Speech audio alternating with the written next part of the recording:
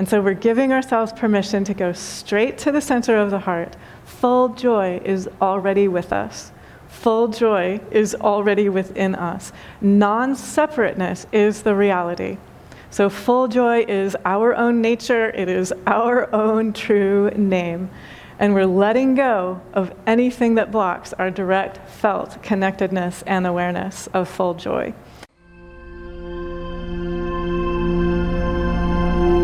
Good morning, welcome. 1,000 welcomes to you all. And we are meditating today. This is part of our series on spiritual abundance. So from a yogic perspective, all abundance is spiritual abundance. All abundance originates within. So we're inviting ourselves to connect with what the yogis say is imperishable.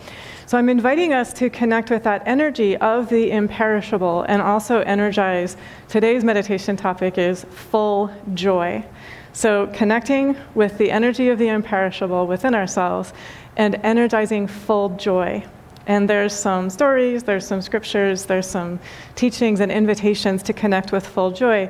Always what we are inviting ourselves to do, and it helps, I think, some people, if you close your eyes, we're inviting ourselves to directly feel the spiritual reality, the truth that is pointed to by these scriptures, by these teachings, by these stories, by these meditations.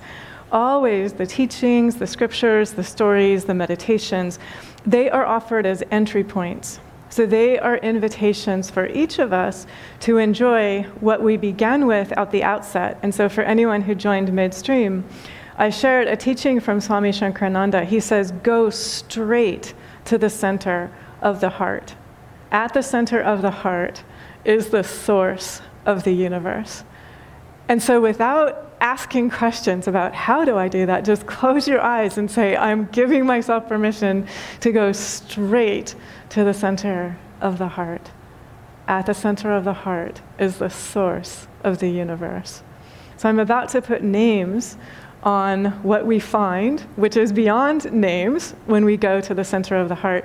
If other names resonate with you, please use the other names. So these names are invitations, they're opportunities to connect with that effervescence, that absolute peace that is at the center of the heart. So at the center of the heart is what is described in John chapter 16, verse 24, as full joy. So we share the universal teachings from many traditions. We have a focus on yogic teachings. We are a meditation community in the yogic tradition, and we share universal teachings from many traditions. So in John, this verse says, "Hitherto have ye asked nothing in my name. Ask, and ye shall receive, that your joy may be full." And so we're giving ourselves permission to go straight to the center of the heart. Full joy is already with us. Full joy is already within us. Non-separateness is the reality. So full joy is our own nature. It is our own true name.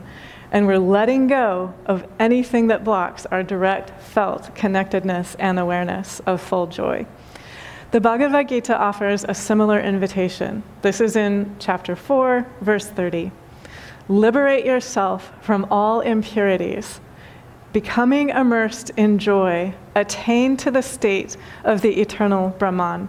And so Brahman is the supreme. Brahman is boundless light. It is limitless energy. It is inexhaustible joy. It is light and love and laughter. It is the sweetness of all that we adore. And it's right here, right in the center of our heart, if we allow ourselves to go to the center of the heart and just go straight to the center of the heart and remain always, continually, every moment, breath by breath, thought by thought, word by word, choice by choice, remain in the center of the heart.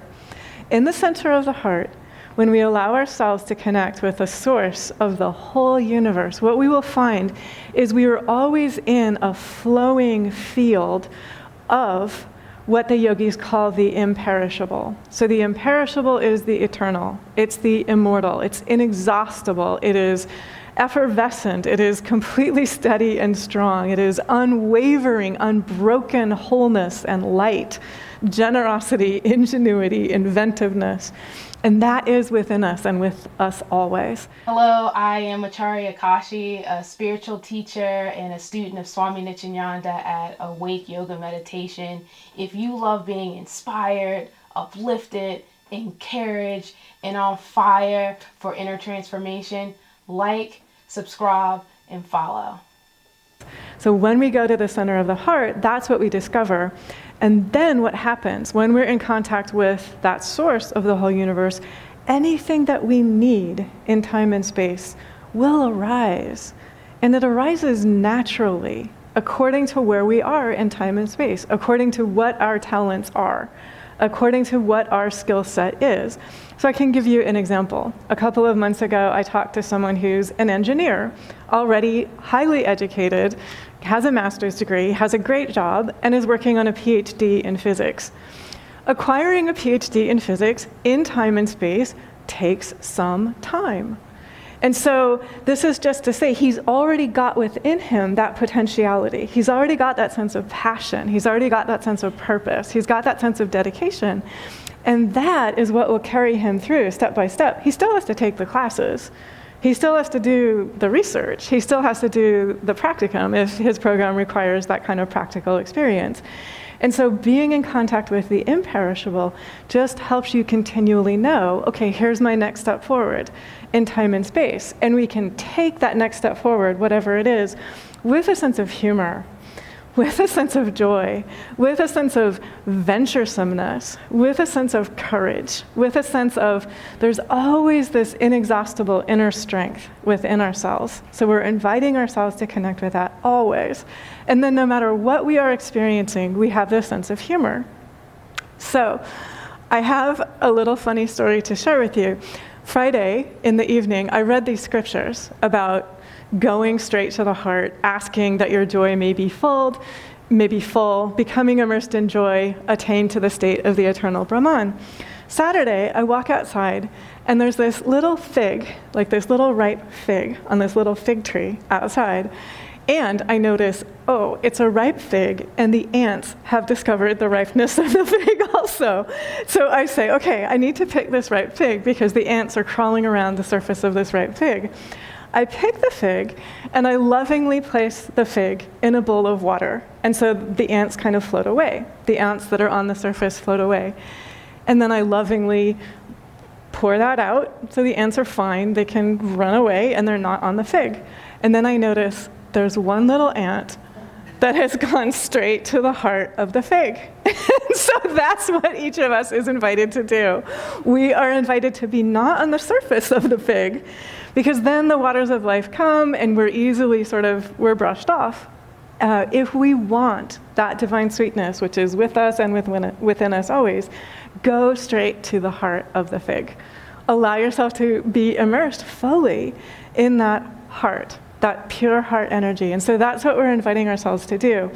And guess what? The source of all the sweetness in the universe, it's with you in your own spiritual heart. And so when Swami Shankarananda is talking about go straight to the center of the heart, he's not talking about the human heart. The human heart is precious.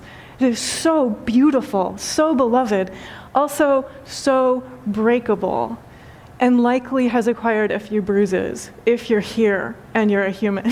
So it's fine if you have those bruises around your heart. It means you're here and you're human. And when you go to the spiritual heart, that's when you meet this inexhaustible sweetness, the sweetness from which you can never be dislodged. The waters of life come, the winds come, things in time and space change. That happens. That is the way of it in time and space. And the source of sweetness is here. And you are dwelling in the source of sweetness. You're abiding in the source of sweetness. And what happens then is whatever we are going through, whatever we are encountering, we're aware of that divine sweetness everywhere. Okay, so that's just one image. Remember not to stay on the surface of the fig. Go straight to the heart of the fig. And then remember that the source of sweetness, it's actually within you. And when you're in contact with the source of sweetness within you, then naturally pure sweetness will come to you in ways that are appropriate. It might be like honestly, I saw a hilarious squirrel on one of these really hot days this week, and it was just flopped out. Like it did a belly flop, and it was in like the heavy heat, and like the sweetness of the squirrel flopped out in the heavy heat. Like it's right there. And so wherever we are, there is this sweetness. I was driving here this morning. There was this little dog. It looked like it was maybe a beagle mix. It had its head out the window. Both ears were just flapping the whole way. It was delight. It was just absolute joy. And so if we're allowing ourselves to be in contact with this divine sweetness within ourselves, we'll see this energy of joy, and it'll be reflected to us always. I got just a glimpse of the dog, but I think it was one of those sweet dogs that has one brown eye and one blue eye. Isn't it just magic? It's so magic. And so that's the way the divine is. And it's so perfect, and it's so unique. It's always this freshness, the freshness of sweetness. So we're inviting ourselves to connect with that. So I have one more story, and then I'll share some more teachings from Swami Shankarananda and from the Bhagavad Gita. So earlier this year, I think this was about in April, I saw this video online, and I didn't go back to look for it, so I'm telling you my memory of this video that I saw once in April, but here's the memory. This is a reminder to each of us, even in the midst of chaos, even in the midst of turbulence, even in the midst of confusion, even in the midst of what we think is an enormous human conflict or conflagration, the divine is right there in the midst of all of us, in the midst of all of it. And so this is an 8th grade teacher. She's in the hallway outside her class at school, and she hears sounds of a fight coming from her 8th grade classroom, and you see her, and she's like, break it up, break it up, break it up, and she goes running down the hallway, and she goes into her classroom, and there's this melee, like there's all of the 8th graders in the class, and they're just like melee, craziness, confusion. Down in the center of the room is her human beloved on one knee, waiting to propose to her. And she had to go through what appeared to be the conflict, what appeared to be the fight, what appeared to be the melee, what appeared to be the confusion. She had to keep going through it. She had to be incredibly brave and noble and honorable and do her job in the midst of chaos and conflict and confusion. Right at the heart of it is the beloved, the divine, proposing to each of us. This is the reality in the midst of any conflict, any confusion, any melee, any distraction or illusion. The divine beloved is there at the heart of all of it. There is not a single moment in time and space where the divine is not present.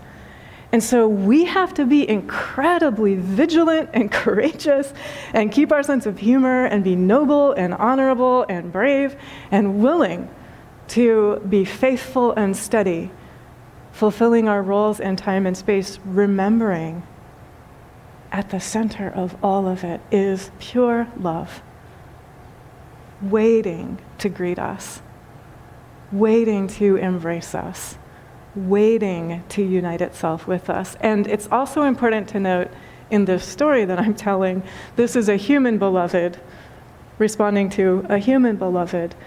The divine beloved is in the heart of each of us. The divine partner is in the heart of each of us. We're never separate from this divine beloved. We're never for one moment apart from this divine partner. And when we have that awareness, we have awareness every moment. So I'm speaking to you, and I'm speaking to all yous on the planet. Every moment you know, preciousness is here. Pricelessness is here. Preciousness and pricelessness are here as you. Your body is precious and priceless. It is completely amazing and glorious. Your heart as you is precious and priceless. It is amazing and glorious as you. Your mind and your life, your journey, the configuration of your life, all of your talents, your accent, everything that you've experienced, it is priceless. and precious. And so each of us is invited, when we have that awareness, the sacredness is here every single moment. The pricelessness is here every single moment. The preciousness is here every single moment. And then we're able to live inwardly in joy, fully, completely, totally, always, no matter what is happening in time and space. And this is the fullness of joy. Joy can only be full if it is coming from within us. If it is coming from our heart being so full to overflowing with divine peace, divine caring, divine courage, divine strength, divine balance, divine poise, divine good humor, that there's nothing in time or space that can touch or diminish that fullness of divine joy. So I'm going to share a couple teachings from Swami Shankarananda, and he's giving us some practical pointers about how to connect with this energy of abundance, this energy of joy. He says, "It is your divine birthright to live and share the spirit of abundance and its fruits. How is this to be achieved? You may do so by beginning with what you have and asking yourself, is there anyone with whom I can share that which gives me joy? What do I have in my inner household to share?" And so again, it starts with the fullness that is already here. It starts by noticing whatever I have, and I might have very little outwardly. That sometimes happens in time and space. Whatever I have, the fullness of love and joy and super abundant light and caring and kindness, it is here. There's nothing that can stop me at any moment from full-on sharing super abundant love and joy and caring and kindness. So everywhere that I am, and this is the invitation for all of us, every moment, let me full-on share super abundant love and joy and caring and kindness without ceasing, without limit, without keeping count, without looking for any return. And what happens then is we're moving in this flowing field of superabundant light and joy and love and kindness and caring and understanding. And so, of course, that will circulate to us in the forms, in the expressions, in the names by which it's perfect for that to circulate to us. He also says, bring appreciation into each moment you experience. That is how we stay connected with ever new joy.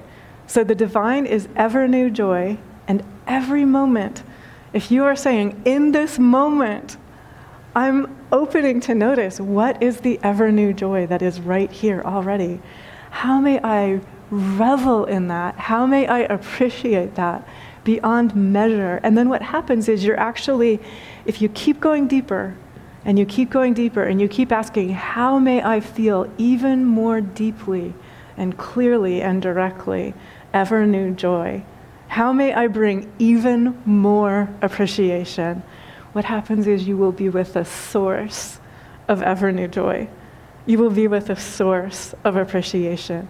And then what happens is, yogis talk about this, everywhere we walk, we place a step and we're walking in light. Everywhere that we walk, there's kindness that greets us. Everywhere that we walk, we are walking in harmony. Everywhere that we walk, we are in this energy of joy. And so it's naturally and freely and spontaneously sharing through us, as it's able to share only through us. So in closing, I will share a couple of pointers from the Bhagavad Gita for anyone who would like to connect with the energy of abundance. Connect with this energy of the source of abundance, and then welcome abundance in time and space. What the Bhagavad Gita says is this: give all objective desire to the divine. Anything that you are asking for in time and space, ask. It's completely fine to ask. And then fully give it to the divine. And allow yourself to notice, if I fully give it to the divine is carrying it. I'm not carrying it anymore. So if you still have a sense that you are carrying that objective desire, ask again for the grace to be able to detach and surrender and fully give that objective desire to the divine. The Bhagavad Gita also tells us this.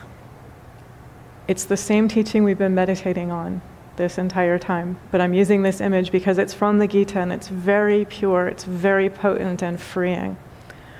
Withdraw the senses from sense objects, the way a tortoise withdraws its limbs. And so just notice, I'm going to give you this image for a second. If you have an objective desire and you're holding on to it, like you're having a hard time letting it go, it's feeling sticky, withdraw the senses from sense objects the way a tortoise withdraws its limbs. And then notice what happens. You are inwardly free. And you actually have given that request to the divine completely. You actually have surrendered. One of the words we use today in our contemporary phrasing, you actually have let it go. You will know if you have let it go if there is a sense of lightness, if there is a sense of ease, if there is a sense of peace. The other thing that the Gita guides us to practice is it's necessary for each of us to do our work. So it is necessary for us to do our work inwardly with meditation, with prayer, with self-study, with karma yoga, with connecting with the energy of devotion. It's necessary. It's necessary for us to do our work outwardly, back to that beautiful human I talked to, working as an engineer, working toward his PhD in physics. It's necessary for him to take the classes. It's necessary for him to study. It's necessary for him to practice the exams, to do the practica, and to move forward in that way. So each of us is asking ourselves, am I doing what is necessary? Practical, concrete, daily inner work. Practical, concrete, daily outer action, guided from this connection with the divine inwardly.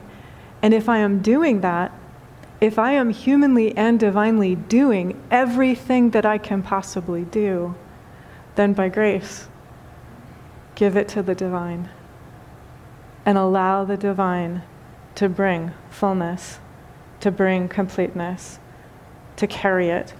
In the Psalms, one of the ways that this is named or spoken says this: be strong, take heart, wait upon the divine. And so again, those steps are, am I doing my inner work? Concrete, practical, daily inner work. Am I taking the outer steps? Concrete, practical, daily outer steps, guided by the fullness of joy, guided by this wisdom and light and this superabundant grace and generosity and understanding and kindness and gladness, ingenuity within myself. And if that is the case, the next thing is to give it completely to the divine and to let myself inwardly be strong. Take heart. Wait upon the divine. If you truly connect with the energy of that verse, what you will feel is there is no lack. There is no separateness. There is a field of awareness, a field of energy, a field of consciousness, of freedom and possibility, and you are already connected to countless ways in which the pure, true desires of your heart will, of course, be fulfilled. And so there's no gap, there's no lack, there's no separateness, there's no jealousy, there's no conflict, there's no old energy, there's no pain, there's no confusion, there's no illusion, there's no divisiveness, there's no separation. There is simply knowing and feeling in that open-heartedness. We are already connected with everything that we love. We are already connected with everything that we are asking for.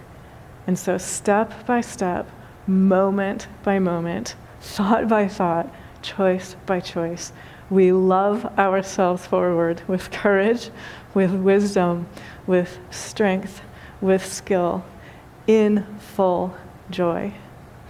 Thank God, and God bless us all.